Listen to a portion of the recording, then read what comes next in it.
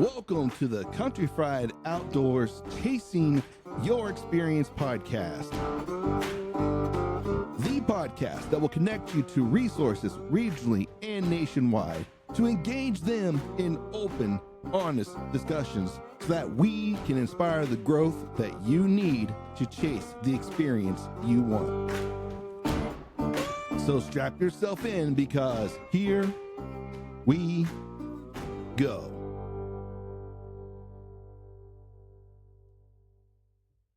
Hello, everyone. This is Sean Smith of the Chasing Your Experience podcast, and welcome to season 3. We got a good one on the air, or at least for you guys in this episode. We got Sam back with us all the way from Colorado, and Sam's got some news to share. Some news. He's got, well, I can't say some, actually a good bit of news. But before we get too far along in that, help me welcome Sam back to the podcast. Sam, how are you, sir? I am well. Aside from being chubby and balding, life is great. Well, welcome to getting older, my friend. Yeah, I lost that battle back in high school when it came to the hair. It was already on its way out. So I'm like, oh. By the time I got married, I was already to the point I was just shaving it. I just gave up. Well, at least by the time you got married, you didn't have to start ripping it out. It was already gone. Didn't have to worry about that. So now I just got to start counting the gray hairs on my beard now as they start coming in. I'm getting those as well. Start right in that vicinity. Yeah. I think I get a new one every day. Well, I guess as long as the hair's giving up, my eyesight doesn't get any worse, I'll be fine. Wait till you turn 40. It's coming. I don't know. It's already pretty bad. It's like, I don't know if it can get any worse. No, as soon as I turned 40, man, I started noticing things while I was shooting the bow. Like I had a hard time. It took me too long to focus between two different things. Like if I go to switch my focus to the target back to the sight or whatever, it took too long for that to happen. So those changes are starting to happen for me. And my doctor figured we'd try bifocals, and so far, like they're okay. I think when I go back, because I'm like, so the prescription I have for the bifocal is like the lowest that they'll do on the bifocal part of it. So that's not that huge of a deal at this point. But I think I'm just going to go back to straight glasses because I've noticed that when I'm shooting my bow, because the way my bifocals work is my distance is up here, and then my medium range is here in the middle, and then up close is down here at the bottom. So when I go to shoot long range with the bow, I don't like to tilt my head to shoot, and so it's getting it's getting blurry. So I might just do my whatever my far sightedness correction is and call it a day. Yeah, it's a real bummer, but at least you can still see, and thank God for corrective lenses, because if we were coming across the prairie, we'd have a hell of a time. Yeah, I probably would have misidentified a few things. The laws weren't too strict back then. Well, I'm not talking about that. I was talking about misidentified something I probably should have realized was a threat, like a grizzly bear. That's just a mound of dirt. And no. Yeah. No. That was a mound of fur and teeth and claws. What that was. Start getting too close to the bison, thinking, oh, found a herd of cattle. I would like to think that I would have done well, or as a character in the Oregon Trail, but I'm sure I would have found a creative way of, I know most people die from dysentery on that. I'm like, I'd find a creative way of dying, I guess. My dumbass would have got bit by a snake right off the rip. Right out the gate. Hey, what's this? Yeah, I know I can catch that. Hey, you guys think this is poisonous? I'm sorry, you biologists. Venomous. It's not poisonous. Venomous. I was gonna do it, but I figured I'd leave it alone. It's all right. I earn some of that every now and again. Well, dude, what's been new with you, man? It's been a while since you've been on the podcast. I'm trying to think the last time you and I did talk on it. I think we were talking about wolves the last time we were on here. So yeah, we might just leave that one lie. Yeah. Yes. What is new with you? A lot. Well, as much as there can be in the little bit that we've done in the last few months. So we recently moved, not far, about a half hour down the road, give or take, and got out of town, sold the house in town, bought a place with a little bit of land backing up to some public, and we're out here with quiet neighbors, peaceful scenery. It's great. Well, when your neighbors, there's several acres between you and your neighbors. They they tend to be quiet. So Well, there's one that's a bit closer than that, but they're quiet, so I won't yeah, complain. yeah. No, I mean it's got to be better than living in the middle of town. Yeah, yeah. I have met their dogs a couple times. Have not met them, but they've got two staffies that seem to have gotten out a couple times. They're a Eh, bit timid. My silly yellow lab was enough to scare them off. So well, that's good, I yeah, guess. yeah. At least they're Better not. than aggressive. Yes, at least they're going to say. Good thing they're not aggressive though. So that can go either way with certain dogs, and it does. And I know some breeds get a bad name or bad rep, but that it can be in all breeds, to be honest with you, in certain aggressive traits and stuff. I think the little purse dogs are worse, man. Yep. It's that whole short man syndrome issue. But I'll definitely take every dog, as, you know, with air with caution when you see them and kind of feel the situation out, go from there. Well, my dogs, won't bite you, but they'll definitely watch, judge. Is your dog bite? No, worse. He judges. Get there, get the side eye. Yeah, I I remember just staying at remember, your house. go ahead. Sorry. No, Same story. I remember staying at your house a few times, and before we head out to go hunting or when we come back, and Gypsy was always keeping an eye on me, like, what are you doing here? You steal all my treats, aren't you? You're here for my treats, aren't you? Keep an eye on you. For sure. Well, dude, I'm glad you moved out of town, man. How's that? I mean, how's it feel? Like how? I mean, you seeing photos and stuff, man. It looks gorgeous, and it looks like a pretty neat little homestead you got there. It started out as a process. We definitely didn't think it was going to take as long as it would to get our house sold, get this thing moved through. We've been here a little over 2 months now, Hmm. and we thought we were going to close back in June or July and be done with it. But it's yeah, it's everything you could wish for. We went on a couple smaller hunts, rabbits, and when Emily's deer tag came in was the weekend that we had to try and get everything moved here.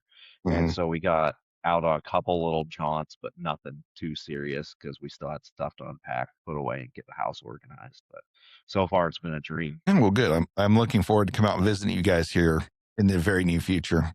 Maybe I don't Yeah, know. yeah. Hopefully, and Bring if I was gonna say, if you bring the wife, you guys have your own little bungalow to get out of the house and away from judgy dogs. I don't think she minds the judgy dogs. She'll be more than happy to see them.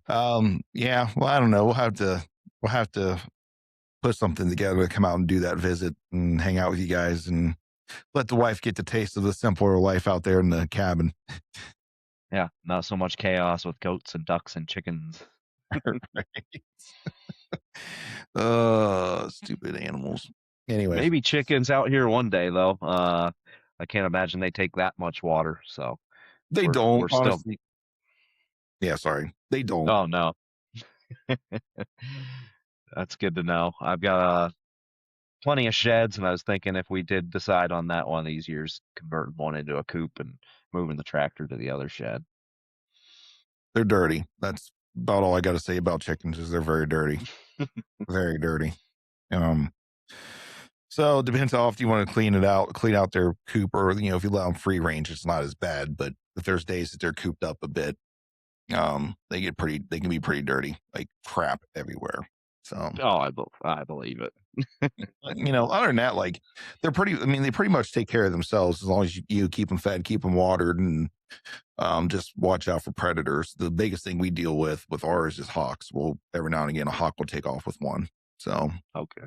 Yeah, we've got a pile of coyotes out here, which I should probably get on hunting some of those one of these days. But my mind's been on ducks, and she had an elk tag recently that we've kind of been trudging through, but it ended up about a week ago. So yeah, yeah, we're definitely gonna have a conversation with your wife because she hit a milestone this past season that I'm very interested to talk to her about, and was able to harvest her first big game animal. So yeah, looking forward to talking to her about that because I've been with you guys on several hunts, and she's had a lot of close close calls and opportunities, and just things just didn't work out in her favor. And finally, everything came together. So happy for her, and I can't wait to talk to her about it. Yeah, and not to leave too many breadcrumbs, but this one started out looking like it wasn't going to work in her favor either. But it all came together at the very last, literally last minutes. We were about to turn around, head to the truck, which Yeah, wasn't that far away. which makes the pack out so much easier. Oh man, yeah, That's why I don't mind hunting with you, because every time we've gotten into animals, it's not been too far from the truck. Like we've got maybe a couple miles. I think the furthest was when I'm not going to give the location, but when we had to climb up to get to our camping spot, and then we left the camping spot and we didn't go that far from camping, but still, that was within 4 miles of the truck, if that, you know. So it wasn't that far, but thank God. yeah. Well, some of that, you got to think you get an elk 4 miles in just to get to camp. That's a lot. I was Yeah. fortunate to be on a hunt this year with a buddy of mine who got his first elk, and we were 2.5 miles from the truck. Thankfully, the pack out was all downhill, but when we went back for the rest, it was another 2.5 in and up, but thankfully light, and Mm. we got to haul another 2.5 back down. So you get that 4 miles in just to camp, you start to realize you're gonna rack the miles up when it comes to getting that critter out. And it's not just regular miles, it's packing heavy miles. And I don't care what pack. There's packs that make it a little bit more comfortable, but it's still heavyweight. Yeah. It's still taxing.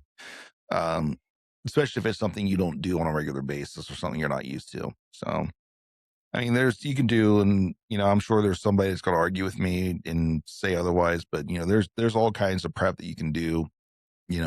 Whatever program you want to do here, and especially come from Ohio to go to Colorado. I've carried a heavy pack. I've walked miles. I did all that, all those things to kind of get ready for it. And it just going out there, it's a different atmosphere. It's thinner air. It's just, and outside of being a triathlete, I don't know if there's anything else I could have done better to prep for like just that hunt. And it still takes it out of you. Even then, you come to elevation, it's tough. I've been out here 6 years now, and it's still tough. I Mhm. still suck when. Granted, the last 2 years I've really laid down on working out really well. I was doing really good for a while. Had an ankle sprain a year and a half ago, so I kind of fell out. But this year, got plenty of road I can run on out here, plenty of hills I can climb out here, Mhm. and go as far as my happy little heart desires. So You guys got a couple like neat little gulches and valleys and stuff out there, ravines or whatever I've seen. And, they're not, I guess ravine might not be the best word for that, but the topography out there is really cool. yeah, so right behind the house, as you start to meander down the hill towards the BLM parcels, it turns into a big drainage, which not much water this year, so I doubt much flows in the spring. Mm. But what usually would carry water, it's odd because you come up out of this sage and cedary environment down into that, and you start to see some tamarisk and some other vegetation that typically wouldn't grow other than along that water. And so it's just really neat to see a lot of big rocky outcrops of slick sandstone that you can hang out on in glass for days or explore in between some of the crevices here and there. Yeah, the photos look really cool. I'm looking forward to getting out there and checking it out. So it's one of those things where Yeah. like I'm interested to know what you guys run into, like mule deer wise, over like the earlier parts of the season, because honestly, like I don't, I would, I'm stuck between either doing this with a rifle or with my bow. Like I'm stuck between the two, and I love archery, but I wouldn't mind doing it with a rifle either. Like so, I don't know. I've got my rifle that's been sitting here collecting dust, and the kid and I went out and shot it and got it zeroed because I put a new optic on it. Um, Found a pretty good deal for a pretty high end optic, so I got it and put it on there. And we got that zeroed before our gun season came in, which I can't use that gun here. Don't. That's not what I'm saying. We just took it out because we were zeroing the other guns, and it just took the moment to shoot it because he hasn't got an opportunity to shoot it either. So it's fun to shoot, and looking forward to that. So we'll see. Yeah, I mean, bring them both. You can start the first leg with your bow, and if it gets Mm. into crunch time, switch over to the rifle.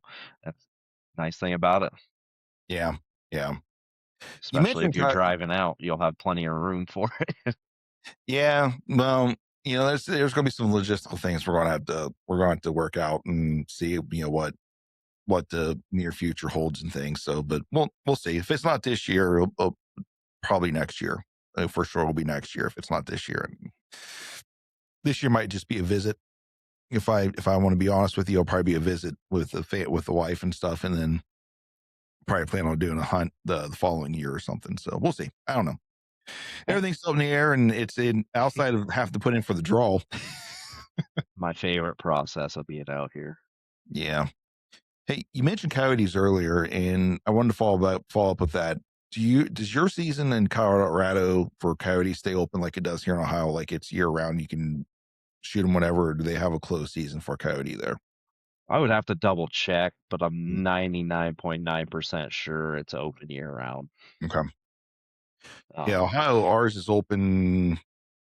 Actually, I don't think it ever closes. This is mm-mm. the dumbest thing. Like here, this this is the dumbest thing I'm about to tell you. The only thing that closes during gun season for firearm season for deer is groundhog. You cannot hunt groundhog during the gun season in Ohio, but you can hunt coyote, but you can't hunt them at night, and you have to use something that's legal for deer if you're hunting coyote during the deer gun season. After that, as soon as that season closes, back to going out at night, back to shooting pretty much whatever you want. So, Yeah, yeah, no, and the only coyote I've ever got was in Ohio on a deer gun season on a deer drive. So, well, we'd have had yucks.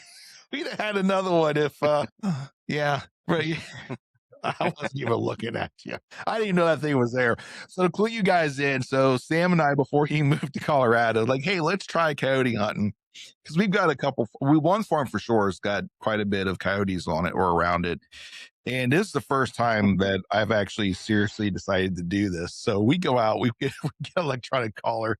Him and I are sitting almost back to back to each other, kind of looking at different parts of this little valley in front of us on this property, and the collar's going and I'm off just looking around, and I've got I don't know if I had earplugs in. I don't remember exactly. Was it yeah, it was the headphones, but it wasn't an electronic one, so I couldn't hear. And sure enough, I'm not looking. Well, there's a coyote that comes up to the call, comes up to the call, checking it out. Sam sees it, and he's waiting for me to shoot. And I'm like off in La La Land somewhere looking, not even looking. And by the time that, I could even get the gun shouldered, that dog almost ran off with the call in his mouth. I mean, he was right on top of it, 40, 50-yard chip shot. And I'm just sitting there waiting, like, Is he gonna is he going shoot? to get his first one? Is he going to get his first one? Oh, shit. He doesn't know it's there. I would have known if you would have shot. Would have scared the shit out of me, but I'd have Yeah. known then. I would have That's known what I then. get for that's what I get for being courteous. It is what it is. Well, I don't know. I'm assuming that was the same dog we seen because we moved a little bit. We didn't move far. Like that's not a huge farm. We moved a little bit. There was one that came out like, oh, 300 yards or so from us over there in that other pasture. Yeah, it was 400 yards just scooting across the open. Yeah, that had to have been the same dog. I mean, I don't know. I could be wrong, but given the time frame, that had to have been the same one. Yeah, I don't know. I don't want to be that guy. They all kind of look the same to me. What are you saying? What do you mean, you people? Anyways, man. So, well, congratulations, congratulations on your move, man. That was, I know you and I have been talking back and forth, and you guys had gone. That's when you're stuck in contingency like that, like a contingency of selling your house. Like, there's a lot of moving parts that's got to come together, and when one doesn't go that way, it can push it back. Like yeah, big thanks to I'll say it, but the big thanks to the guy you bought off of that stayed with you all through this and didn't because I'm sure contract probably expired once, twice, a couple times before the sale actually happened, and then so kudos for him for sticking with you. Yeah, I mean, we couldn't be more grateful for his patience. I'm not sure what it was. We did get to come out and meet him when I did the home inspection, and he gave me a rundown on a lot of the property. He just seemed to like us really well. Hope he's doing well in Wyoming. Hope he's enjoying it up there because we're really appreciative of what he left us here. Well, he left one rugged train to go to another, so I'd probably say Wyoming might be a little bit more rugged because it's not quite as populated as Colorado is. How terrible. I know, right? Hmm. Hmm. But no, Uh, Colorado's still great. We still love it here. We still love the community and the culture that is over here on the western slope and in this small community we live in. Everybody that we've had interactions with on Facebook that are from the same section of road that we're on has been super helpful. Just little information as to where to get water from to haul, which one, which station's the best, has the best tasting water, mhm. and how to use the parcel box at the front of the road to get our packages and things. So Yeah. Yeah. I mean, I wasn't going to go with this. I had something I wanted to say and I totally forgot. It happens. I'm getting older now. those gray hairs and those brain cells, they start just shitting out. Mhm. Yeah, as one comes in, the other leaves. Oh well, it must not have been that freaking important. Yeah, it'll hit you halfway through another conversation. Yeah, we'll be on something else. Like, oh, now I remember. And then we'll talk about it, or it'll be like 3 o'clock tonight, and I'm like 3 o'clock in the morning. I'm like, oh, I remember what I was going to say now. Go down here, fire the podcast back up. I remember. Right, get that thing cranked up. Yeah, no, no. If I had to do that, I'm too lazy. I wouldn't be doing this if that was the case. No doubt. I can find better things to do with my time than that. Uh, well, that's not the only news that you've got for us, and so now you've the topic we're going to talk about today is about your successful hunt this year. Um, now we'll preface this that this is not your technically your first archery animal ever because you've been successful in Ohio with archery equipment. Um, which now reminds me of what I was going to say. I knew it. I knew it was going to come up. So I here in Ohio, we're very opportunistic when it comes to our big game hunting because the only real big game that we have is white-tailed deer. I guess you could make an argument for turkey, but the real big game animal that we have here that's currently legal to hunt is white-tailed deer. And when you buy a deer tag in Ohio, that's good for no matter what season's in, so it's archery, firearms, muzzleloader, whatever. You have a deer tag, it's good for whatever those seasons are, right? Um, Now the only difference in that is if you buy a deer management tag, which is only for antlers deer, which is any deer that has antler that could be quote unquote antlered, but the antlers are less than 3 inches in length, or a doe, whatever. So those go towards your antlers deer. But anyways, unless you have one of those, and then that goes out during the extended weekend of firearms. That's the last time you can use those, right? So that's the only real limitation we have. Other than that, you can use as long as it's a legal implement for that season, that time frame, you can use it at that point. But when you go to like some of these western states, like you come to Colorado, you have to buy like an archery tag. And then you have to buy a firearms tag. And then there's like multiple seasons for firearms. Like there's fire first season, second season, third season, fourth season. So, you know, I'm grateful to have that type of opportunity. And that would be the hard part for me to leave Ohio is because of the opportunity that we have for hunting purposes, right? Now, where Colorado, in my opinion, shines is the amount of big game that you guys have, the diversity of big game you have. Mule deer, elk, mountain lions, bighorn sheep. I'm sure there's a few others, maybe some mountain goats there. I'm sure there's some things that I'm missing. It's legal for you guys to hunt bear there as well, black bear. So you got a lot of different species you can go after, but those are all multiple different tags you have to buy. Like if you want to hunt elk, right, and whatever your bag limit is for elk, whatever that is, right. I can't say for sure, but whatever that is, right. You know, you'd have to buy. Say you're allowed to shoot one elk in a year, right? And this is just this hypothetical. I'm not saying this is what it is, but I'm hypothetical. So you're allowed to shoot one elk in a year. So you buy your archery tag, right? And then you didn't work that didn't work out for you. So then you got to buy a firearms tag. And then you got that first season didn't work for you. You got to buy a second season. So it's just different tags you got to buy. And it just seems to be more complicated than it needs to be. It does seem that way. Once you have been out here a minute and you start reading the books and you dive into it, it's not so bad. Uh, it it is a bummer. I haven't figured it out yet. There are other guys out there that sit down, get on the computer, and hammer things out to maximize the amount of deer tags they can get for that year.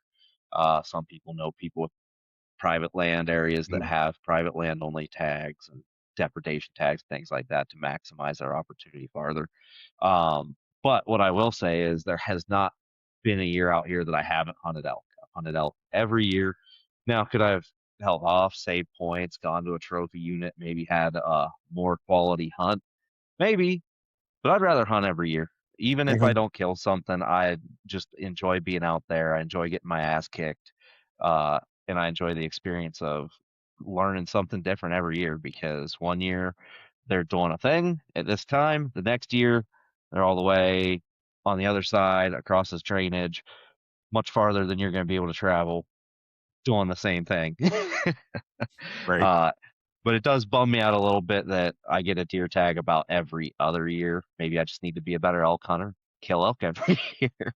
But I do enjoy a deer hunt, and it's hard to beat. And this year's was no exception. It was a fantastic hunt, and I was very happy to dive in and realize that the archery tag would be an opportunity to maximize my chances at success. Well, I mean, you definitely did maximize on that, and you took advantage of that, and you were successful, and that's the main reason that I think you and I are going to be talking today is to get that story out, and I guess to kind of build everyone up to that moment, right? So, if you followed us for a little bit, then you know that, and I'm not saying this like like he gave up on it, but you came to a point in your here last year that I think you're frustrated. You'll be able to explain this better than I am. And I'm just throwing some words out here. And I'm sure they're not necessarily the exact things you were feeling. But from my perspective of listening and watching, see what happened, your frustration kind of reached a limit with going out with archery equipment and not having any success that you were in. And several other factors went into this. You were almost wrote off archery hunting altogether. Like you were about ready to just sell the bow, be done, and just strictly gun hunt. So let's dive into that a little bit. So what was going on? What brought you to that very moment or that very decision?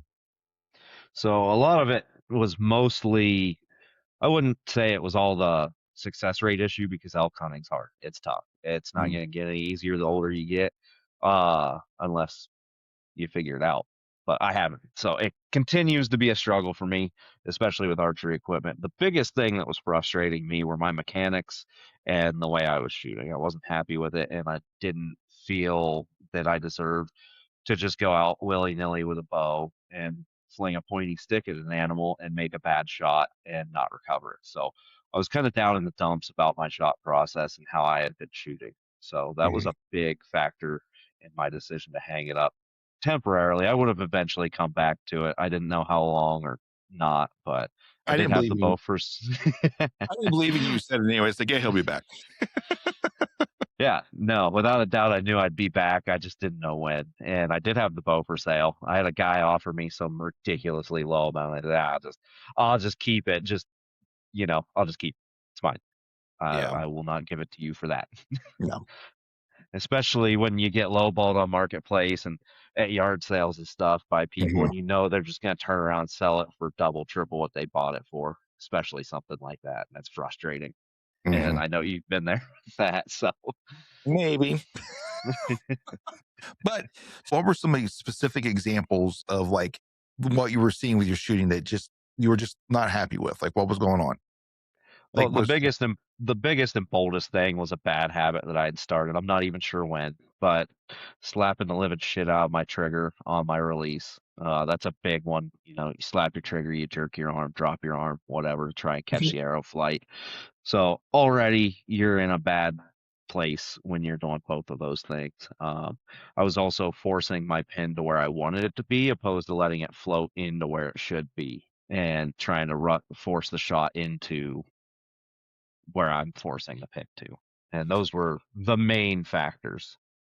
there are a lot of archers and I can't name anybody specific, but I'm aware that there are a lot of archers who put down archery because of that there.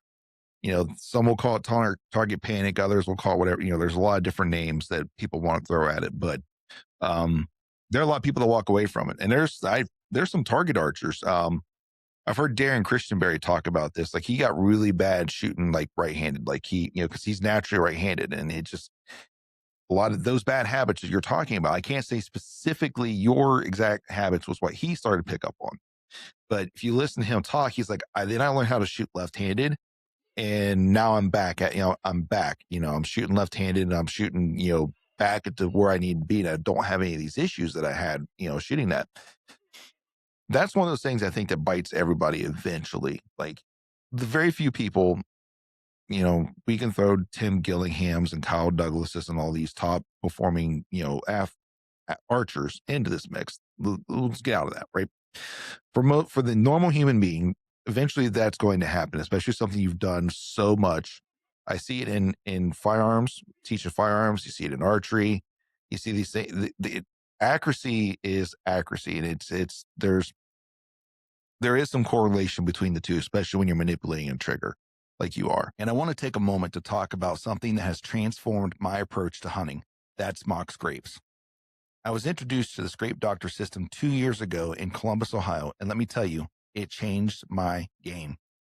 If you're looking to dive into mock scrapes or just need a fresh perspective, I highly recommend checking out scrapedoctor.com. Their insights have been invaluable, and it's been great to see how my skills have developed since that first meeting. What's more, our relationship has blossomed into a fantastic friendship. And to celebrate that, I want to share an exclusive deal with you. Use code CountryFried15 at scrapedoctor.com to save 15% on your purchase. Trust me, you won't regret it. Oh, well, and it's funny you said that he switched shooting left-handed, kind of eliminated some of his issues. I've noticed that when I'm out shooting my handgun, especially after your class that we had taken to get our concealed carry when you had us shoot left-handed and learning where to tilt the gun to line it up with your eyesight. When I go to the range and I start to notice something in my right hand, I'm anticipating recoil or I'm jerking the trigger, I'll switch to my left hand and shoot a few rounds. I swear I shoot a little bit better with my left hand from time to time because my brain's not sending that signal to my hand to jump the recoil. And you also get that with people. So you might be able to, well, not you particularly, but let's just throw it out here. Most people could probably look at somebody or know somebody who, when they start to have issues, what's the first thing they do? They either go buy a new bow, or they go buy a new gun, or they go buy a new release. And these things will, here's the problem is they'll go and all of a sudden it'll be fixed, quote unquote fixed for them, right? That's because it's new, right? And as soon as you become comfortable with that, those same habits you had previously will be back again. It's will be back. Um, Yep. it's just it. There's something going on there that's deeper than just that small little band-aid. That all that was a band-aid, and it's going to take time to kind of rewire what you do. And it does. I'm not saying it's going to be gone forever. Like there's going to be moments where it's going to rear its head again for a little bit, but it won't. But if you've worked on good fundamentals, good whatever it is you want to call it, right? Um, these it's not what you want to call it. It's actually fundamentals of accuracy is what it is. Fundamentals. It's once you worked on these and you got these down, then when those things appear, they come and they go. But if you can refocus, recenter yourself, you'll get past it. And I want to touch on something else, but I'm gonna give you an opportunity to kind of chime in for a minute before I go to this next part on that. So Yeah, no, one thing I wish I would have done with my archery, which I've done with my shooting, is I'll record myself. I'll set my phone up somewhere. That way I can see what I'm doing. I don't always have someone with me to, pull me aside and be like, hey, I noticed that this thing or that thing was happening through your shot process. Maybe take a minute, recenter, and fix that. So when mhm. you're not shooting with people a bunch and you're shooting alone, just set your phone up. You got one in your pocket, has a camera on it. I know it does. Don't lie to me. I see it. We're all like, something happens first thing we use got that phone's up there like, But no, record yourself. You will, and especially you judging you're going to be a little more critical of yourself than someone might openly be to you. right. And so take that time, sit down and just watch over the footage, act like an athlete, watch the game tape. What could I do better? hmm So That would. Um, so here's some things I'll tell people to watch out for. One of the big things, if you're shooting your bow, wear a hat when you're shooting. Unless it gets in your way, you don't like wearing a hat. But what you want to watch for as you're recording yourself is after your shot, watch the bill of your hat. What does it do? If you see yourself doing this with your head, then you're coming up and you're trying to peek to see where you're not falling through, right? So you're trying to peek to see where that shot's going, right? Um, if you're pushing and pulling, yes, your bow is going to kind of go forward as soon as it releases, and it's going to drop. If you're right-handed, it's going to want to kind of naturally go off to the left, right? So you want to watch. If it's a true surprise, you'll see that. They'll be so worried if it's like draw if it's like kind of naturally going forward and then kind of working its way off to the left. However, if you shoot and you immediately like drop your arm, like you'll know when you see it, you know what you did. But if you're dropping your arm immediately because you're trying to see where that arrow's going, then you're not following through.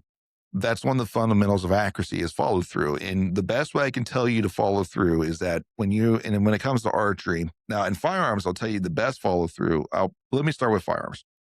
So for every time you squeeze the trigger, every time you pull the trigger, you should have two sight pictures. The sight picture that told you to shoot, right? So you had the proper sight alignment and the proper placement on the target before you press the trigger. And then after you press the trigger and after the recoil impulse, you should get a second sight picture. That's your follow through, right? So that you're not pulling the gun out of the way, you're not lifting your head, none of these things, right? So with a bow, your biggest thing is when you're coming through and you go through your follow through, you're just kind of just letting this go. And I don't bring my bow back up to get another sight picture. I don't move. Like I just let the bow go the way it wants to, and I don't move my head and just watch to see where it goes. It's the best follow through I can tell you to do because it's going to get hard to get a second sight picture. Um, if you're shooting that style, right? So watch your follow through, watch the bill of your hat. That's one of the biggest things. Like if you see your hat raise up like that, it means you're trying to see where the arrow's going. The next thing I'm going to tell you to do is watch your hand that's on the bow. Is because if you're commanding the shot and you're punching the trigger here, this hand that's on the bow is going to react to that because it's just the way it goes. So because if you watch yourself and if you squeeze it off and then you see your hand claps around the bow at the same time, you're commanding the shot and you know that it's going off. The biggest thing for you to know is that bow is not going to follow your hands. If you have a wrist strap around, it's not going anywhere. It will be there. I promise you, it's not going anywhere. And then I guess the last thing I can mention, and this is something to practice on, is learning to call your shot with your bow. And what I mean by that is that you can go put a dot on a target somewhere, and we do this in firearms classes. What we do is we'll shoot one round, and that creates our first hole, right, in the target. And then from there, you line your sights up on that target, on that hole, like you're wanting to put another round right through that hole. And you just watch your sights the entire time while you're going through the process of pressing the trigger. And then what you do is you don't take your eyes off the sights. You let those sights do what they do. And then you try to guess where that round impacted off by what your sights look like. What this teaches you to do is focus to your sights and also to trust your sight picture because you'll know if you're watching your sights, you'll know exactly where that arrow is going or exactly where that round's going. It's the same thing with the bow. Pick that point. You can go put a small dot on the target, bring the bow back up, bring the bow up onto the target, watch that sight and just focus on the sight, focus on the sight, focus on the sight. And then start to go through your shot process. Mine is a push pull. So I push with my bow hand and I pull with my shoulder here or my back muscles onto the release. And so as I'm doing that, I'm just watching the sight. And then when it goes off, I can tell you where that is going to break. And you'll hear me. If you shoot with me, I'm like, oh, that's going to be left. Oh, that's right. Oh, that's going to be a little high. Because I know when it broke, what's going to happen. So it just comes to repetition and doing that and focusing on that, and not so much all these bad habits. So those are just some things I could throw out there to help you guys out. If you want to listen, great. If not, then good luck to you. If not, then go buy the biggest, shiniest new thing. Go buy the next new thing, and hopefully your bank account can afford it. So because you're going to be chasing it for a long time. Um, I'm not saying that some newer stuff won't help improve. Because at a certain point, like your fundamentals will get you somewhere. Like you can go and shoot I've said this before. You can go buy a mid-grade bow, shoot it really well, but if you want to go to the next level, take it to the next level, you might need something that's a little bit more precise. Like you've reached the mechanical limits of that particular item, right? So you might need to get something a little bit more precise. But you can't get something more precise if your fundamentals isn't correct, because it's not going to fix anything. It's you're going to see the same thing that you're seeing with the mid grade. So, anyways, off on a tangent. Sorry. So let's take the next step. So what drew you back? Like what was the drawback to coming back to archery? I love it. I love it. It's fun. And going through application season, just looking at what's available out there and seeing that, you know, it's nice when you see that archery elk tags in either sex tag. It's nice when you see that archery deer tags in either sex tag. So, it doesn't limit you to just one or the other like a lot of the tags in this vicinity do. And so I felt, if I get both of those tags this past season, that I have a real opportunity at least putting one thing in the freezer Hmm. and hopeful for two. So Hmm. that's the biggest thing is opportunity and kind of option, I suppose, of, having the either sex tag. Yeah. Hey, it's just something about shooting a bow though, man. It's there's something magical to it, you know? And to me anyways. Like it's like I love shooting guns, but man, it's something about the bow. I don't Yeah, know what it and is. I for me, I know it's that up close personal experience. Now, I haven't made that far of a shot with a gun on a critter either because most of the opportunities have presented themselves much closer.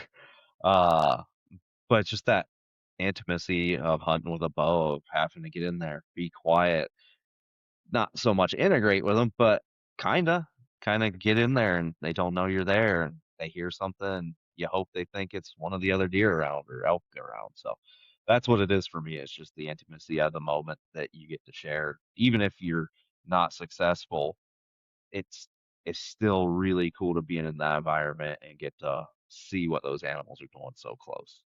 Yeah. That's one of the draws about archery to me, and is because now Ohio, at least in our area, firearm season is not what it used to be. I'm sure you remember firearm season in Ohio around here back, 10, 15 years ago. Your orange armies, like deer were just running. If you weren't pushing them, they probably weren't moving, right? Hmm. Um, Today, not so much. Like today, a lot of the farms that hunt deer are still doing what deer do during daylight because the pressure's not as high. And that's showing a shift. And most of it really is a shift from like firearms to archery season. And crossbows are a big part of that. And I'm not anti crossbow. I'm just saying crossbows are a big part of that. It's a big transitional implement from firearms to archery season. That's why there's a lot more people that's getting involved in archery is because of crossbows. The barrier of entry is not as high as it is, and it's something. It's an implement that mimics something they're already used to. One a But big thing that you guys are fortunate at for your archery season is just how long it runs. I yeah, mean, back in which, if you didn't bow hunt, you had a week of firearm season before they opened even the extra weekend. hmm, Before they even opened the extra weekend, it used to be a week of firearm, and then a little bit later you would get a week of muzzleloader. yeah, like three So or you four got days. Hmm. so you got 2 weeks to hunt, but if your guy doesn't get any PTO at work, that gives you 4 days out of the year to go hunt Yeah, if you're not working a weekend. yeah, And so having the opportunity, if you have to be a weekend warrior due to your job, like it is incentivizing to pick up a bow, whether it be a vertical bow or a crossbow. hmm, It it gives you the opportunity to put food in your family's freezer and gives you the length to do it. yeah. So today is January 23rd, I believe. Yes, it is January 23rd. Our archery season for deer is still in session. It will not go out until the first Sunday of February, which happens to be the first, I believe. Looking at the calendar, yeah, I think it's February 1st is our last day of our season. I'm looking Okay. at my calendar. Yeah, it is. So that's then. And it comes in the first Saturday of September. I'm sorry. Let me rephrase that. It comes in the last Saturday of September and goes out the first Sunday of February. Is how long our archery season runs. So yeah, there's there's a lot of time for you to go out there. Now tactics are going to change throughout that. Like it's because the goal is to get close. So there's certain things you're going to do to get close to animals. And I'll be honest with you, I love late season archery. The problem with that though is that deer by that point are really skittish because they've been shot at for they've been shot at for several months. So they're really skittish. It still can be done. You still get it done. And honestly, like I think they're more palatable during the late season if you get the weather that you need. If it's a warm winter, forget it. Like I mean, you'll have opportunity, you'll get it, but you need unfortunately you need the blistering cold to to really maximize your success in late season. So Man, speaking of warm winter and maximizing success in late season, her late season cow tag, man, it was. We thought last year was rough. This year was even rougher. It's been, for the most part, outside of a handful of days, in the mid 40s to low 50s through the day here. Very little snow, at least where I'm at. I can't speak mhm. for the rest of the state, but from what I've seen online in the news, the rest of the state's kind of in the same boat as far as moisture. We do have a little in the forecast today. You see me keep turning my head. I'm just trying to see if it's going to start snowing anytime today. They had it projected to start at 9 a.m. and here we are at 1:05 Mountain Time. Uh, yeah, just I saw a flurry earlier and got excited, but it's still just kind of cloudy and chilly. Not even cold, probably 35 degrees. So it's been a rough, mild one. Yeah, we're gearing up for some heavy snow here starting tomorrow, Saturday. Yeah, I see everyone complaining. I'll No, take it. I'll take it. I'll you know take how, it. you know how it goes. Uh-huh. We'll Well, complain in winter because it's too cold, and then when the summer gets here, it gets too hot, and then we will. So I tell you, it's going to be a good storm when you go to the local grocery store and all the bread and water's off the shelves. Is what's that looking like? bread, milk, and water gone. And toilet paper for some reason. That's another one that likes to disappear. We learned that several years ago. Well, you don't want to have to use your socks. That's always a bummer. Yeah, yeah, I know. But really, of all the things, to not be able to find toilet paper of all things, like that was that's a bit excessive. Anyways, so you decided so opportunity knocked, just and I agree with you, like just a sheer opportunity, because when you buy, let's say you buy a farms tag, and for most part, for what I've seen mostly, it's usually for a bull or for a buck when you get a firearms tag, because the Western perspective is not like the Eastern perspective where we want you to shoot more does over here. They're kind of like, maybe don't shoot so many. Their philosophy is a little bit different, whatever, right? I mean, they have their reasons, I guess, is what they say. But with the archery, it opens up both sexes. You can go out, you can shoot illegal, if it's a elk, legal bull, legal cow. If it's, arch for deer, it's a legal buck to, doe, whatever. It opens the door for, I guess, opens opportunity for you, right? And I get that. And that makes a lot of sense. Uh, so let's dive into this. So then you made the decision, you put in for the tag, did you put in for both elk and deer? So on the primary draw I put in for deer, I had 2 points saved up from previous failed draws, and they had recently, in the last couple of years, switched the area I live in to a draw area. But they're pretty liberal with the tags still, so I just wait until the secondary draw to pick that up. That way I could still get a point for maybe a potential future hunt that I would Mhm, like to spend those on. But mhm. right now I'm sitting at one elk point. But yeah, so that's kind of how my draw planning went out. And of course, I think secondary, I picked up the archery bear tag as well, because Okay. if you have it in your pocket, you're almost guaranteed to not see it. Or if you do, they're about 100, about 500 yards away from you, hauling ass the other direction across the canyon from you. So, been there too. Yeah. Well, you had to tag for that, not me. But anyways, Yeah, so I'm not too good with a bow at 500. no, no. As I'm getting older, I'm not that good. I'm not that good at 130 anymore either. Um, but anyways, so you put in for it down. I guess I missed it. So did you have both? So you had bear, deer. Did you have elk too? Yep, I had Okay, elk as well. they had the trifecta when it came to archery season. Yep, Yeah, I figured I'm gonna be out. I may as well be prepared, have them all. yep, no, and yep. So archery season opens up for you guys, and you're first up to bat. You're going for your. Am I correct? You went for the deer first, right? Yes, sir.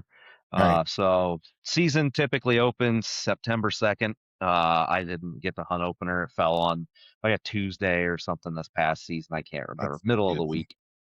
And yeah, right after Labor Day, I think that Monday was the first. So yeah, it would have been a Tuesday. So right back to work and had to wait for the weekend to get out. And I actually think, can't remember.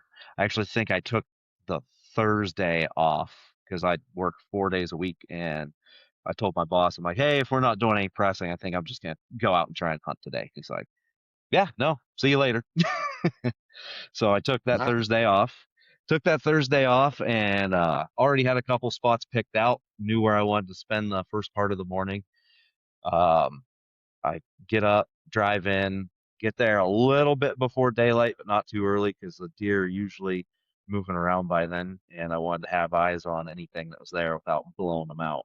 So Mhm, get in. I don't see anything in the path that I want to take from where I parked because it's fairly open, kind of openings and then cedar breaks and then openings to kind of paint the picture. And in mhm, this particular spot, it was along a creek, so there were some nice, really tall cottonwoods as well to use for cover.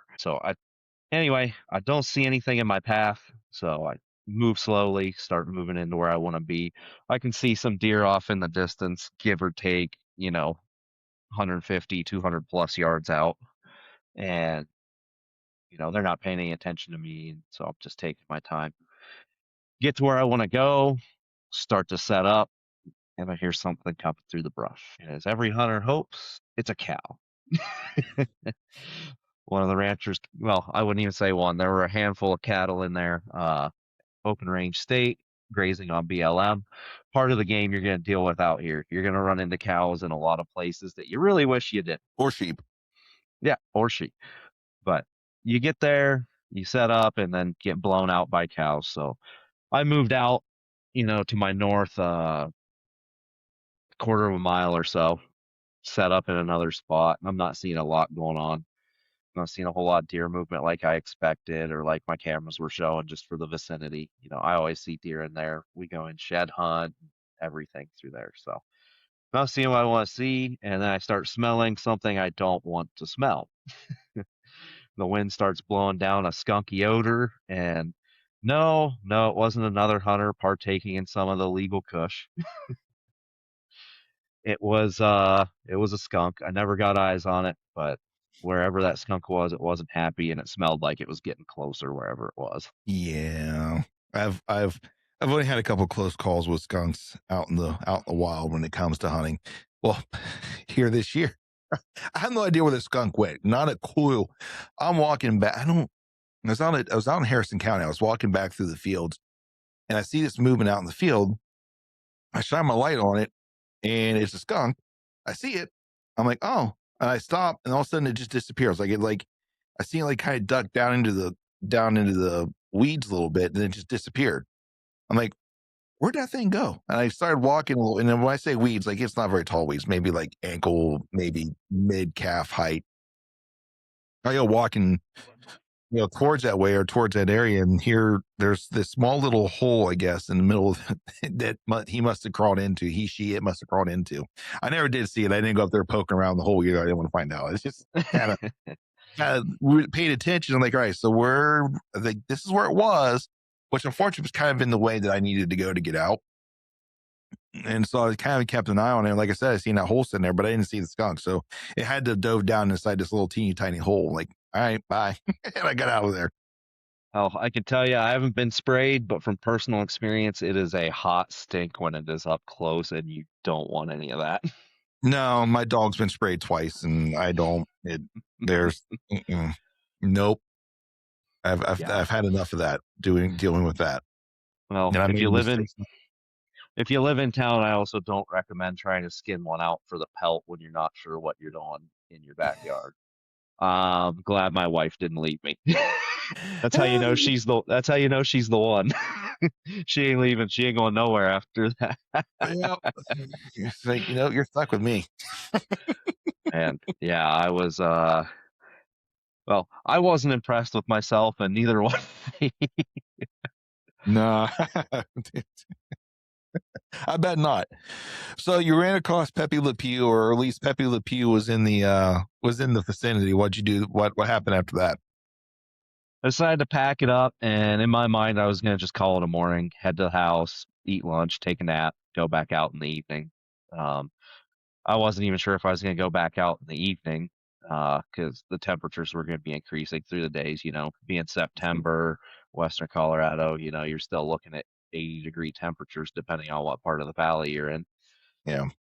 So I saunter back to the truck, kind of with my tail between my legs, because I thought, oh, I'm gonna get done day one. I've been watching these deer all year. They've been in here most days, and they weren't that day. So saunter back to the truck, text the wife like, hey, I'm gonna head home. She was at work that day, but wanted to give her a heads up on my ongoings. And I did not head home. I decided to check out another part to the south of me, so I drove around a couple roads just to see if anything was out moving. And went out the road, didn't see anything. And on my way back, I had two doe cross in front of me and dipped down into the ditch off of the road. So I drove up the road about 80, 100 yards and put the truck in park, grabbed the bow, grabbed the rangefinder, saunter off the road and stalk into where I saw him go and could hear him moving around in the oak brush. At that time, they may have been 30-ish yards. They pop out of the oak brush, and by this time we're looking at 9:30, 10 o'clock, so the weather's getting warm, it's getting hot, Mhm. sun's really starting to blaze.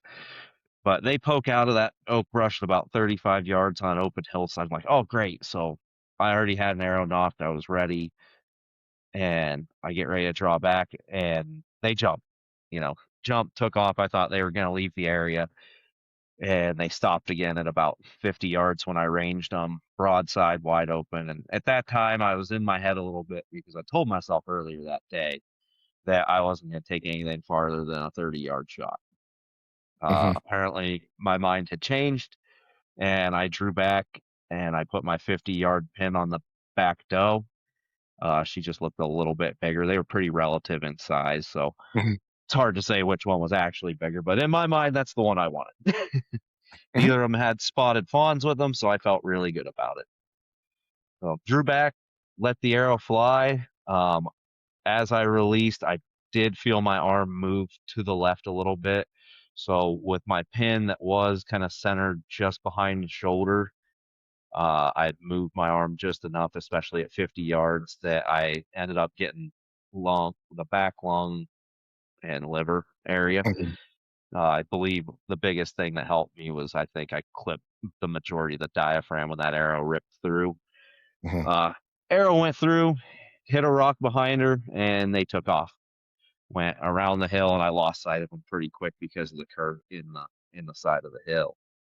So I give it a little bit, go up and check my arrow. My broadhead, after just slamming the crap out of that rock, the ferrule was bent, so that bummed me out. But shooting the broadheads I shoot, I was like, well, they should warranty this. So I was very excited about that. Mhm. Like, not so much that I had to warranty it, but to know that they would. Mhm. So anyway, I'm checking the arrow out after seeing my poor bent broadhead, and I'm looking at the blood. I'm like, I've been here before. This looks like liver. Uh, at least for the most part, it looks like liver. Smelled it, kind of had that odor, and Mhm. so I'm like, I need to probably give it some time. Wasn't sure how much time because it was getting hot, Mhm. and I didn't want to leave her for 2 hours and would have only need to give her an hour or so. So I panic a little bit. Call you, Yeah. Yeah. just to kind of help talk me off the ledge. Didn't get a hold of you immediately, but you got back to me fairly quick and kind of talked me off the ledge. So as I give it time, I start looking for more blood.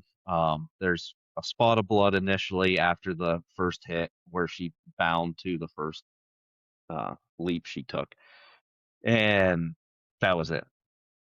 That was all the blood I got. And being a liver shot, I wasn't expecting a whole lot of blood. Not Right. much to do with, the two blade with the bleeder or whatever.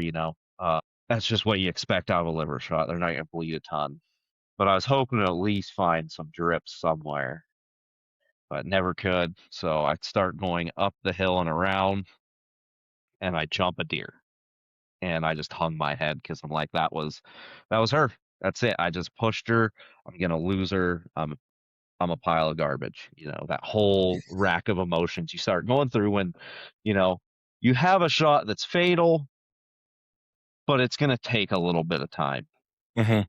Well, she stops, to my surprise, stop, 80 or so yards. So I get the binoculars out, don't move anymore. And I'm looking at her and I don't see blood. It's a pass through shot. I should see at least, you know, something Hmm. on one side or the other. I don't see anything. And I'm like, well, I have the arrow. There's blood on it. I know hit her. Hmm. And this one's fine. And finally, she saunters off down over the hill, back down towards the road, crosses the road at some point. And I'm just sitting there thinking, where could this deer have gone? Because I believe at the time this was the other doe that was with her. Well, if she's not with her anymore, then she's got to be dead right in this vicinity. And I no more than looked down the hill to my right about 50, 60 yards, and there she was piled up, 50 yards up from the road. So I was very excited to have an easy job getting it to the truck. I was very excited to see that she had expired relatively quickly and that the shot was a little better than I had anticipated. So it was It's always a good thing. yeah, man, it was a big relief and I was super excited, being out here almost 6 years now at the time, just over 5 years, and not having an archery kill, and finally just getting that monkey off my back just was phenomenal. Yeah, I was going to ask you. So how did that feel though? Once and you've kind of answered the question already, but I like to get into these though, because like, how does that feel? Like you've been out there for some time now. Like you've been out what? How long you been out there now? Going for 6 years now. Yeah, 6 years. And your last archery harvest was here in Ohio, almost over 6 years ago. So Yeah. it's been some time. So how does this feel that you've pretty much covered the entire gamut of like hopeful when you first get there, and then it's hard. It's really harder than probably most other hunting implements, to where then you start having some, which human, we'll call it human, because human issues come up with shooting the bow, to where you kind of was shying away from it, to now you're back at it. And then immediately as soon as you made a decision to go back at it, you harvested your first animal with it. So you got to tell me, how's this feel? How's the whole heart pattern at this point? Well, to start off, I wish I would have paid a little more attention to the deer archery tag. I probably would have done that a lot sooner in life and maybe wouldn't have taken so long to get my first archery kill out here.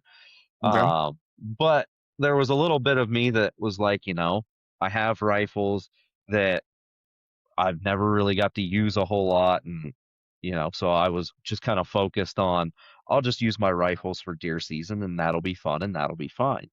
But then when I realized, oh, why haven't I been getting this archery tag? I may not have gotten so down in the dumps and maybe would have worked a little bit harder, knowing that there were two species that I had an opportunity to hunt and one a seemingly better opportunity to harvest. Now, I'm not saying it's a gimme by any means because it's not, but I've only had two deer tags since I've been out here, which again we get on the frustration of that.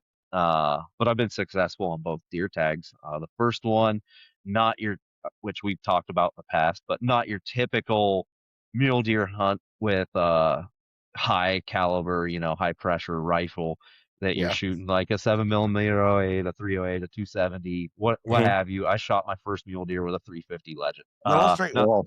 yeah, I'm not sure how many people can say that they've done that, but I'm one of them. So that was really fun. But to get back to, you know, the relief, it did take a minute for it to sink in because of the weather being a factor, getting the deer field dressed, trying to get her back to the house as quick as I could, get broke down and put on ice as quickly as I could. Mhm.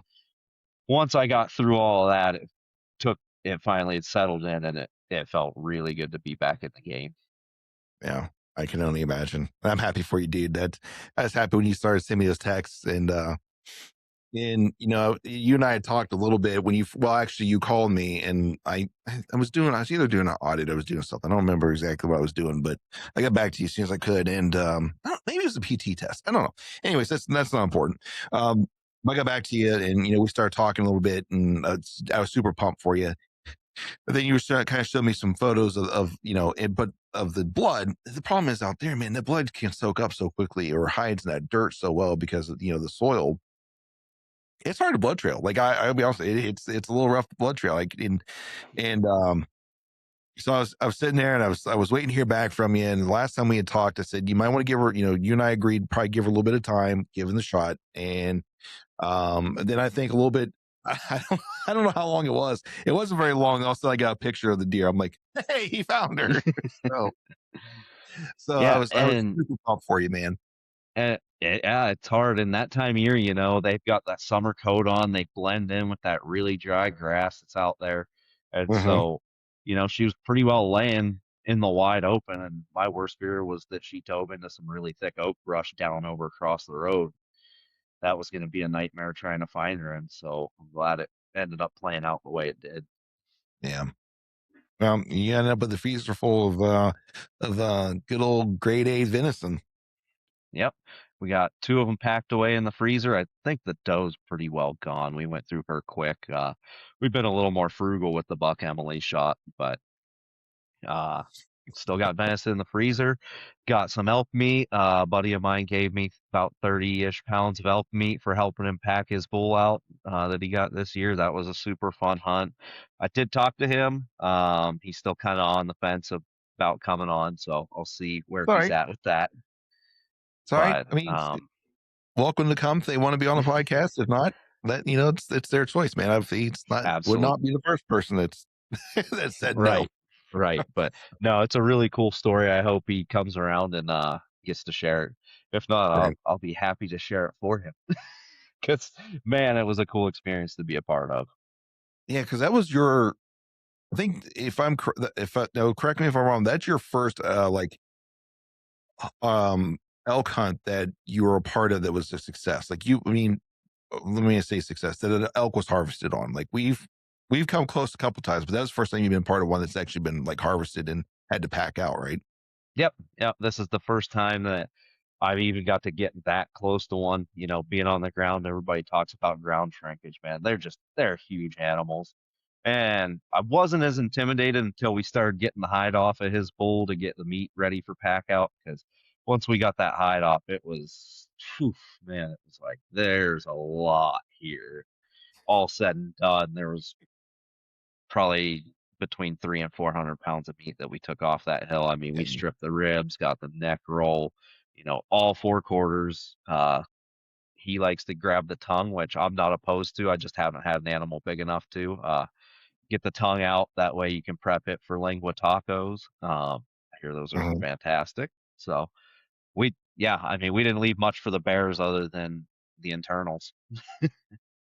Well, if he decides he wants to be on a podcast, I'd be more than happy to bring him on and talk to him and whoever else was part of that they want to jump on and be be part of that conversation. I'm sure we can make that happen if he wants to. So I'm not going to say your name, but you know who you are. You want to be on here. I'm more than happy to have you on here. We'll wait for that to come about. But if not, then we will definitely get the story from from Sam. So yeah, I look forward to it. And that was that. Well, I know I kind of already know. I mean, obviously I know what it is, and then I look forward to hearing it from another perspective. But it is an exciting story, and I would like to get it out there. So please, man, if you hear this, please, yeah, please come on the podcast. I would love to talk to you. Don't worry, we're not going to spot burn you. I don't even want to know exactly where you were when it happened. I just want to hear the story behind it. So I don't even know exactly where we were when it happened, but it did, and it was great. I'm not 100% sure where we were. So somewhere in this vicinity. That's it. Well, dude, man, I'm so happy for you. Finally got that monkey off your back, and you got your first archery, harvest there in Colorado, and I wish you a lot more out there. Um, and I know your wife is going to be one coming on the podcast at some point once life settles down a little bit for you guys or for her because she's busy. Yeah, To sit mostly down settles and down record. for her. I'm just a lazy government worker with my 4-day work weeks. And she's over here grinding out, being a teacher, going to school for her master's degree. So, you know, shout outs to her. Hey, she's living her dream. That's all that matters. Yeah, it's definitely been a dream for sure, especially now that we're out here on the 40 acres. Just, man, it's weird where life Is, will take you. is it snowing yet? No, I see you keep looking. Is it snowing yet? no. No. Oh man, dude. So I guess we can probably do some announcements, I guess, here before we close the show out. Because there's been a few developments here um for us as a whole, as a collectively, especially for the, I guess, Countrified Outdoors, the brand itself. Um so first, I've been picked up as a field staff member for a local arrow company, Warhead Arrow Company out of the southern part of the state. So representing them in their arrows. Um, so here's, I guess I'll kind of tell a little bit of the backstory behind this. I've been shooting a certain brand for a while. So I was shooting those. I took those hunting this year. I shot two does. The first doe, no problems whatsoever. The second doe that I shot, upon its exit, it broke in at least three places. And so how this went down, 20-yard shot. It was back of lungs, liver, and exited out, more towards the guts. So it wasn't like up through the shoulder. It wasn't any of those types of shots, right? It didn't go through any heavy bones. Well, let the arrow go, 20-yard shot, and I heard it hit. And then immediately after the hit, I heard something like light kind of hitting the ground behind, like some rocks behind. Like I hear it like something ricocheting off the rocks behind, which I assume was the arrow. Like maybe, arrow skipped off some rocks, was skipping off the ground or whatever is what I thought it was, the arrow in itself, right? So she runs off. I give her a little bit of time. I get out of the blind. I go out and look, where she was kind of looking around the ground. And to my surprise, and I wasn't expecting to see it sitting here, but to my surprise was the front, maybe first third of my arrow, which was the broadhead and a little bit of the shaft, and was broken. All right. Okay, whatever. It is what it is. But it was laying on the ground right where she had been standing. So like it had to have hit, laid there after it passed through. So then I go out and I took Kendrick out, let him do a blood trail on her, and he found her, which it wasn't, she wasn't hard to find, but still he went out and found her, right? Still gets him And excited. gets him some activity, got him excited, got him out and doing it again. So I let him do the blood trail, and he found her. And when I found her, I'm looking and I see a bit of, a little bit of the shaft of my arrow sticking out of, from the exit side of it. I'm like, hmm. And so I grab a hold of it and I pull it out. It's only several inches. It's basically like an inch or more, inch or two more than where my fletching started. Um, so basically just the last part of the arrow was sticking out of her, and the fletchings is what got hung up. Like that's what didn't make its way all the way out. So I grabbed that part after, field dressed her, drug her out. So I took that part and then I matched it up with the front part that I had found that had the broadhead on it. And then I compared that to a full arrow. There's a whole section of arrow missing. So at least that arrow broke in at least three places upon exit. And it's not like it hit the ground. It's not like it hit she spun, ducked, and hit the ground. Like she took it like a champ, and there was none of that. So at that point, I made the decision like, I'm going to have to find something else. But to be fair, it did work on the first doe, didn't have a problem. But when that happened on the second doe, I was like, I can't do this anymore, right? I can't, because that will kill your penetration.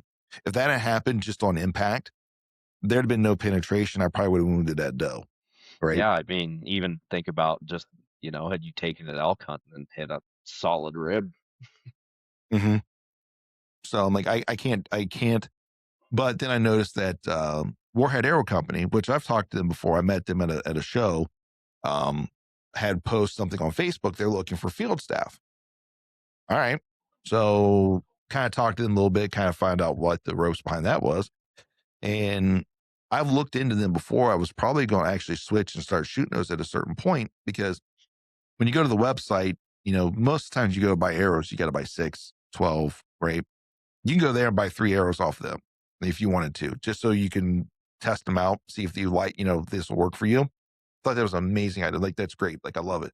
Lancaster archery back in the day used to be able to buy just a single shaft off of them. You can't do that anymore. It's either you're buying a dozen unfletched or you buy a dozen or a half dozen that's fletched. Like there's no other way around it.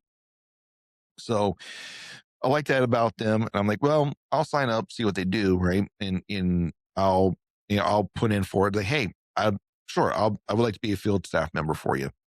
And end up ordering a 3-pack of their 204 arrows called the Rain. Shot those. Actually, I was really impressed with them, and I'm not trying to make this a commercial about them, but I was really impressed with them because I weighed all of them before I even started building them. They were all the same weight. Every shaft was the exact same weight. I spun them for straightness. Straightness looked better than what they advertised. And I weighed the components. The components were all the same weight. Like there was no variance in any of that. I'm like, sweet, that's pretty good. So I built them, shot them, loved them. Well, then it came out in the lighter version, which is like similar to the HLRs, right? Okay, I've complained about light GPI arrows before because of durability. I'm like, all right, I will give these a shot. So I bought a 6-pack of them, built them, got them tuned out, and then I took them out hunting and shot my last doe of the year with them. And I've not had a single problem with them. Like, and I've had some, and during my like initial setup, I've had some that's hit the backstop. I've had some that's ricocheted off a couple things. Because I'll shoot them out to some ridiculously long distance. Like that's not. This is what this is about, right? And I've not had one break yet. So far the durability has been good. And I shot the first doe with it with them. Um, and I'm pretty sure I was the first person to get a kill with those new arrows. So there's that. But yeah, and that's so we're shooting warhead arrows right now. And so far so good. Well, awesome, man. It's good to see you found something so far that's lived up to the durability that you were looking for, and congratulations on jumping on that. Was it pro staff or field staff? Sorry, Field staff. field staff jumping on Field that. staff. So that's super cool. So yeah, I gotta be honest, I was getting a little nervous because I've seen some other posts going out. Some people were saying, "Oh, I've been accepted as field staff." See those posts started to circulate on the internet, and I'm like, "Uh oh, I guess maybe I wasn't selected." Then all of a sudden, I got this message in Instagram like, "Hey, you've been selected." Like, yes. So I was super excited for that, man. I really was. Um, It's awesome, and that's kind of your first foray into this type of thing, correct?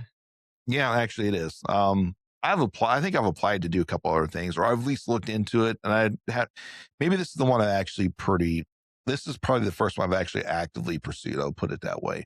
There's been a couple I've looked at, but I just I'm like one was for like tree arms for your cameras and stuff, and I've kind of gotten away from filming hunts. Um, I don't know. It's just like I'm not opposed to it. Like I might do it again here and there, but like I find I get more traction. I get more satisfaction creating other content versus the hunting content. The Hmm. hunting content's great because I can look back on that, you know, 10, 15, 20 years from now. I'm like, oh, I remember this hunt, watch it or if and when the day comes that I'm not here anymore, the kids can go back and watch it and kind of remember some of those things too. So, but Yeah. beyond that, that's about the only reason I record hunts anymore. If I do that, I might post some, and I have a couple bigger projects in mind that I would like to do. But so the tree arm thing was kind of out of the question. Like, nah, because I know what you're going to ask for, and I'm not interested. But shooting my bow, arrows, every day, every day I can do that. Yeah, I had actually looked into something like that for some duck calls at one point from smaller company, Mhm. handcraft and all that jazz. And I got to talking to the guy, but for the flyway that I live in, with the lower duck numbers that we have, and just my presence on social media is super great. I didn't feel like I could hold up his obligations for some Yeah. content posts and stuff. So, but it would have been interesting, for a feller who lives in a better flyway and gets a lot more activity and Yeah. has more opportunity to film and things like that. Just big black clouds of birds diving on in. Uh, the little corridor I'm in, just unfortunately not that exciting, but for me, I still love it. But Yes, no, sir. I'm happy for you. So hopefully this partnership goes well. Yeah. Well, we'll see. So far, so good. Can't complain. It's there's quite a few, and they're all we there's a group of us that's on Facebook that they created, and so we get on there. We'll share stories and stuff, and so it's been a good experience so far. So Good, good. And I mean, not only, are you getting the word out for them, but you're also in some ways a product tester. You can let them know like, hey, I saw this with the product, maybe this or that, or a conglomerate of you, like you said, you guys have that group yeah. to come together and, are you guys seeing this issue with this here, that there? Mhm. No, everything's great here. Maybe it's just a setup there. So it's really cool Right. to be Yeah. I'm sure that's really cool. It's just it's I think it's being part of the community too that helps with that as well. So we're all kind of chasing the same thing. So Yeah. yeah, that's the biggest news so far is we're diving into that realm now. So looking forward to that relationship is that we continue to grow that, and the owner has showed interest in being on the podcast. So Jason, if you're listening, I hope that we can get you on here pretty soon so we can sit down and talk and get the word out. He's a pretty down to earth dude too, man. Lives down in Southern Ohio, and he recently took over the company from somebody else, and he works full time. So this is like a side project for him. Puts a lot of heart and soul into it. He's more about the average guy, more about the average hunter. Um, they have a target airline that's like called the Endeavor or something like that, but his heavy focus is hunters and stuff. So interested in dealing with that. So Awesome. Yeah. And if you get them on, I look forward to hearing that and get some rundown on a little more rundown on their product. uh but yeah, man, Ohio season's coming to an end here the next couple weeks, and been trying to get my boy to go out again. Gun season didn't pan out for him. We've had a couple opportunities at a couple deer, but he was holding off for a buck this year. He wasn't holding off for like the big daddy buck. He just wanted to shoot a buck this year. And the opportunities that we got at bucks for him, we couldn't get a good range on. And I don't know what the problem was because it was well within the range of that rangefinder. Because he's using a Vortex like Ranger 1300, so well within range. Just for some reason, it was not picking them up, and I could not get a good range on them. And shooting a straight wall cartridge, I know what he's capable of, and he can hit steel out to 300 yards. Now, hitting steel and hunting's two different things. Don't get me wrong on that because he still needs the terminal ballistics to be effective at that range, which at 300 yards is probably stretching it for that particular cartridge that we have. 200, 250, I know he can do it, right? I know he can do it. The problem was I couldn't get a good range on the animal, so he knew what his actual holdover was, and it was a learning lesson for him that it's better to not take a shot than to risk a poor shot. So, despite I think he's a little upset with me for a minute. He's like, because he wanted to do it, and he knew he's like, I can do it, I can do it. I'm like, buddy, listen, we don't have a good range on these deer, and you're getting to the point like it's not like it's within 100 yards where you put the dot on the deer and you pull the trigger, you're going to hit it. Doesn't matter what happens, right? There's a little bit further. You're going to have to be a little bit more particular about where that dot is on that deer, or how far your holdover has to be. So, Like you said, it's a nope. good lesson to learn. And, a lot of people might not start out the way a lot of other people do. I'm not quite sure how to put that, but but some people grow up and every year they get a magnificent harvest after magnificent harvest. Like, they're very fortunate. I've always been one of those people. Not every year ends in a successful harvest. Now, not if now every hunt is successful because you learn and you grow, Yeah. but you just don't harvest every year sometimes, and that's part of the game. Uh, sometimes you gotta swallow that pride and take it, look back on it, and what could have gone better, and go from there. Yeah. So I've been trying to get him to at least go out with a crossbow. So he's got his tag, and I'm like, let's, we can go. I got a couple spots we can get set up and get ready for you.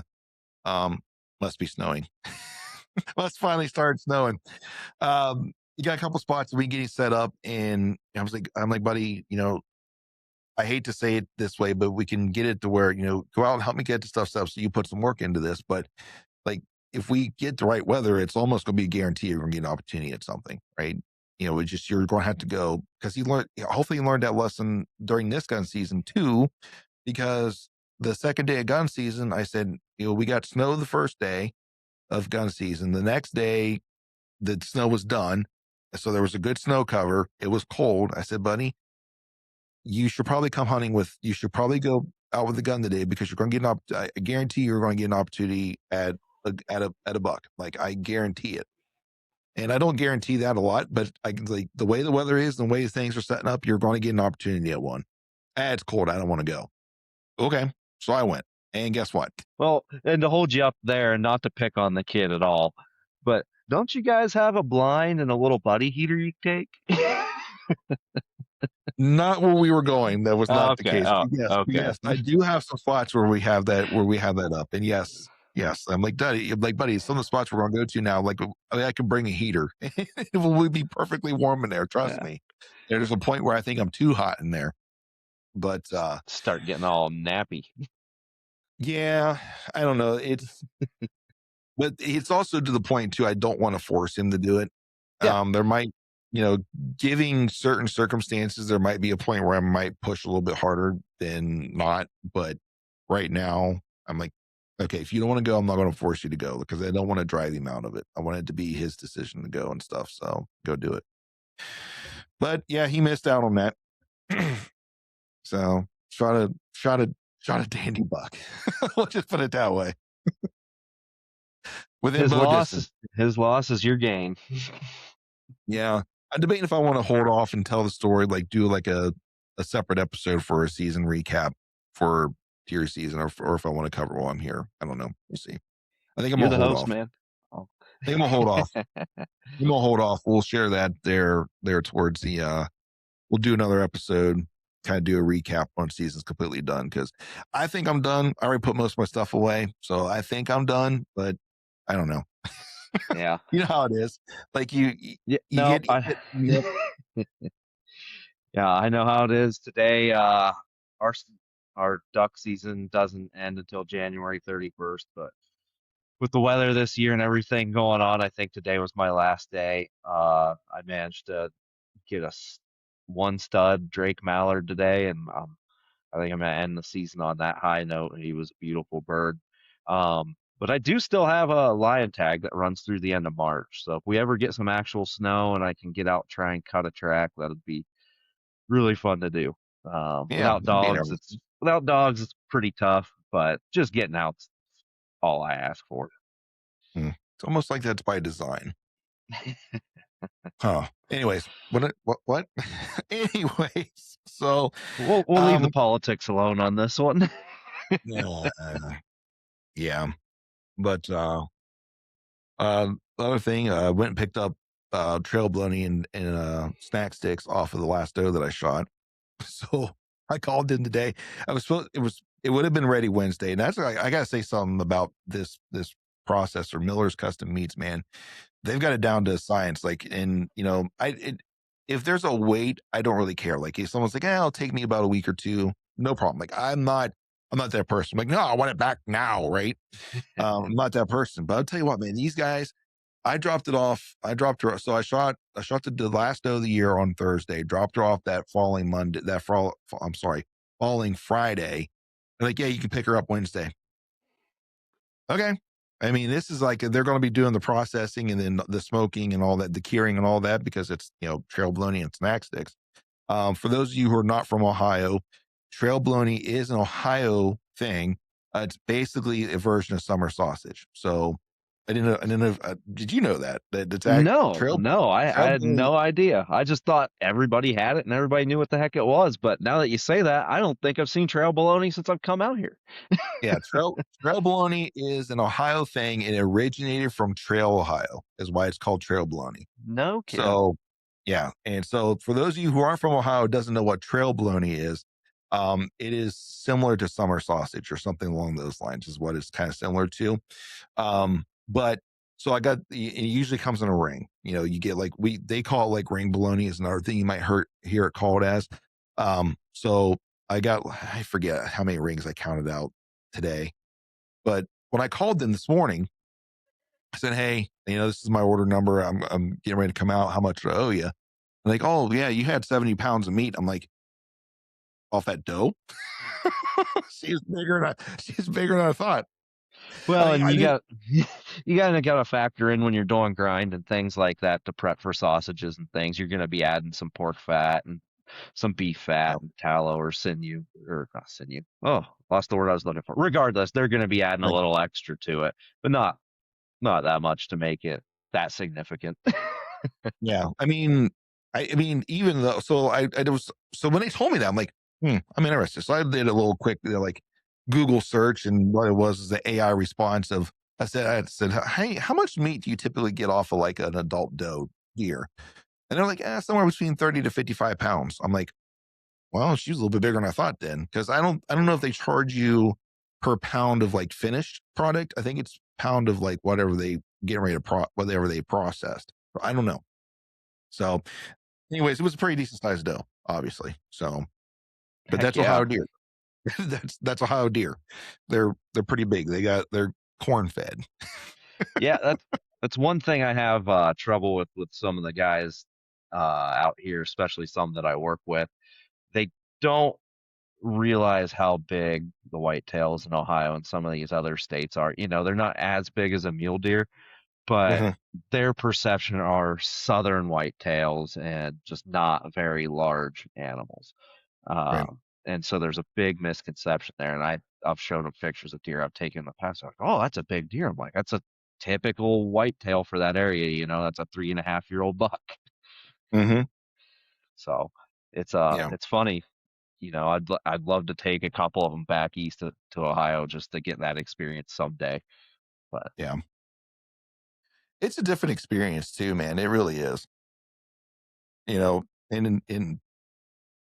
really it kind of depends what you're looking for when you're hunting and stuff. So like I can see where, some of them might have a reservation, like, well, I don't really want to hunt out of a tree stand because that sounds boring to me and stuff. oh, and that's a beautiful thing. You don't have to.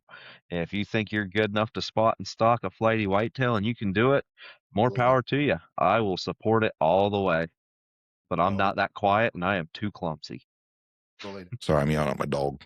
The black, when I say yelling, I'm not yelling at him. I'm telling him he needs to go lay down. The black dog came up here, was trying to get my attention. Dad. Maybe pet me. I'm bored. Yeah. It's better than him in here barking at something. So, On today's well, man, episode of Fat and Jobless. right, right. To be a dog sometimes. Tell you. Well, man, I think we covered a good bit, and I'm glad that you were able to be successful with your first archery hunt or your first archery harvest there in Colorado, man. Kudos to you for sticking with it and coming back to it. Like I said earlier, I didn't believe you when you said you were going to. Like, I'm done. I don't want to do this anymore. I'm done. I'm like, yeah, you'll be back. You Yeah, so much. I'm a sucker. Nobody said I'm there for all the brains, so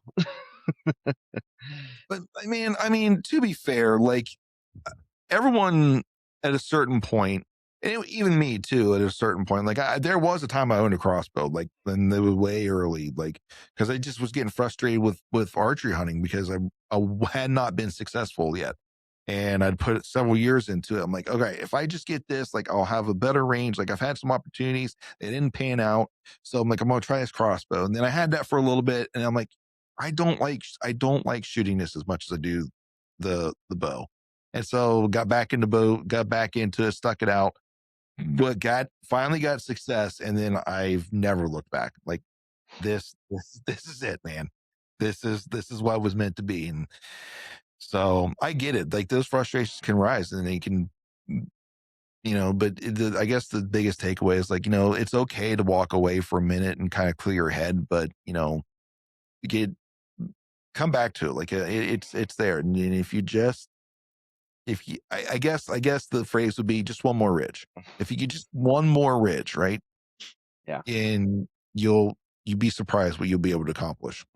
Yeah. And, that was one of the biggest things I wanted to reiterate from my experiences. It's not goodbye, just goodbye for now.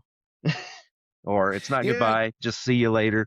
Because I needed that hard reset. And if you're having that trouble, maybe I'm not saying hang it up. Maybe take it less seriously. Maybe you're being a little too hard on yourself, or maybe you're not taking it seriously enough. Yeah. Everybody's a little different, but Mhm. it'll always be there when you're ready. It'll be back. It'll be there waiting for you, like an old friend. Yeah. Well, we're getting ready to have snow, so I was hoping to go out and shoot the bow a little bit more, but I don't think that's going to happen. We're getting ready to put the plow on the 4 wheeler for the first time, so we'll see how that goes. Woohoo! We'll see how that goes, man. Well, is there anything that you would like to add to close this thing out, my man? A lot of the other Western states are coming up on their close application season. If you got anything out there, pay attention to that. Have your credit cards up to date so you don't miss out. Hmm. Colorado's draw will be opening in March, I believe, and it'll run into the beginning of April and close, and then you'll get results at the end of May. So if you're thinking about it, now's the time to start doing your research, your hunt planning, get in shape, whatever you got to do to get ready for it. If you're thinking about it, application season's here, and deadlines are going to be coming and coming fast. It is. And ladies and gents, if you're here in Ohio or a state that still has a season that's open, you're still trying to grind it out. Listen, you got some good weather coming. It sounds terrible, but if you can weather the storm and get those first couple nice days after that storm's passed, you might be surprised at the success that you would have if you can just bear to get out there and do it. Obviously, get out there safely. If it's too treacherous to get out there, don't risk your life for an animal for to harvest an animal. It's not worth it. But if you can get out there and it's getting to be a time to get out there and we're getting to the crunch time for everyone. So if you're still out there grinding, good luck to you. Stay warm, and but go out there and enjoy it and chase that experience and give it your best until the bitter end. That's all I can say to any of you. But with that being said, man, I think we're ready to close this thing out. Yes, sir. Appreciate the time, and it was a fun chat, man. Absolutely, man. It's good. Always good talking to you. And we'll have to get back together again here pretty soon. Well, ladies and gentlemen, we appreciate you guys taking the time out of your day to sit and join us on the conversation here on the Chasing Your Experience podcast. We know that your guys' time is valuable and we don't take it lightly that you chose to spend that time with us. Please rate and review the show. Give us a like, give us a thumbs up on whatever podcast platform you found us on, and share it with your friends. This is how podcasts grow. This is how this type of media grows, is through sharing, through comments and interactions with the show. If you've not seen us on our social media accounts, you can see us. You can find us at YouTube at Country Fried Outdoor Productions. We're on TikTok, Instagram. Do not go to Facebook because that page has been shut down currently. I don't know. It might be coming back, but currently it is completely gone. So you might see some remnants of like some posts here and there, but it's no longer on Facebook. So TikTok, Instagram, both of those are Country Fried Outdoors, spelled with a K. Country Fried Outdoors on TikTok is Country Fried period Outdoors. The podcast, you can find it on Spotify, Apple, YouTube, iHeartRadio, and Amazon Music. I think it's on there. And then you can get the video feed on both Spotify and YouTube. And I guess I'll go ahead and get this out here. If you'd like us to help support the show a little bit more, then check out our store at on bonfire.com, Country Fried Outdoors, and you'll see some t-shirts will be for sale there. So if you'd like to support the show, help us out a little bit, then check that store out. Once again, it's bonfire.com, and just look for Country Fried Outdoors to go to our store there and pick yourself up a shirt that will be there for you guys. But other than that, until our experiences cross paths again, May y'all have the courage to fail, yet the humility to learn. And as always, we hope you stay safe out there, and God bless you.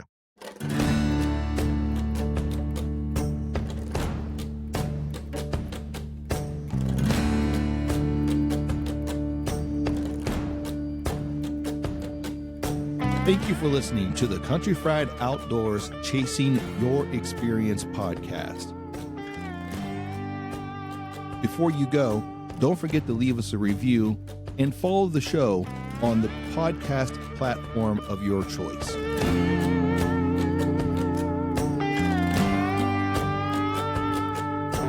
Are you hungry for more Country Fried Outdoors? Then follow us on Instagram at Country Fried Outdoors, or subscribe to our YouTube channel at Country Fried Outdoor Productions.